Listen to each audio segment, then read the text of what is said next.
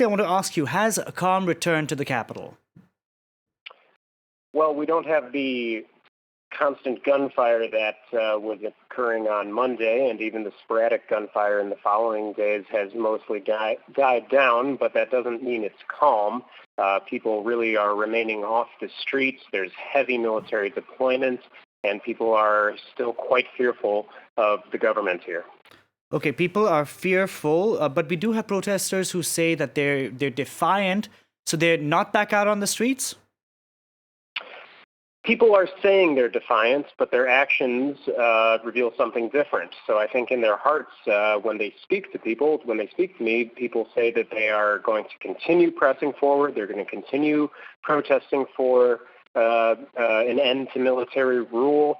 But the fact is, the last few days have been the first days in months where there have not been people protesting on the streets. So we'll have to see in the coming days whether people will have the courage to go back out in the streets in the face of this overwhelming deadly force from the military.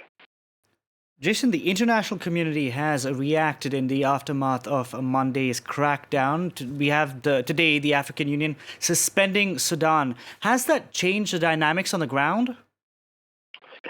Well, that will take some time to see. The international community has been very slow to act on the situation in Sudan, really waiting until after all of these deaths to step in and try to push for a solution.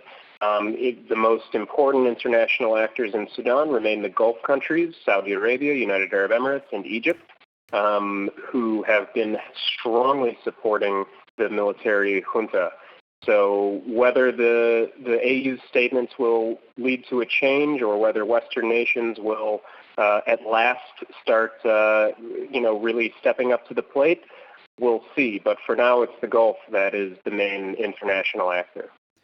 Jason, the protesters and members of the military council could not agree on the composition of this governing body leading the country going forward. Who, 50, whether it would be 50-50.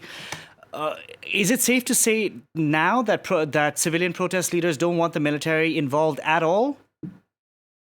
Well, I think the protesters do not want the military, have for a long time not wanted the military involved at all, or maybe just involved in a very small amount.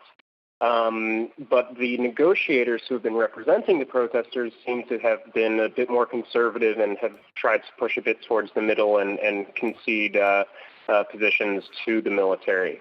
Now all bets are off. Now, after this massacre, the government is basically pushing forward, or the military government is basically pushing forward on its own terms, and the protesters and their leaders are going to have to reorganize and rethink their strategy as to what they want. I think the disconnect between the protesters on the ground and the civilian negotiators in the negotiating room, I think that disconnect is something that has not been talked about enough and has not been and is increasing day by day as people die and as the military strengthens its grip on the country. Jason Patinkin, thank you very much for that update from Khartoum.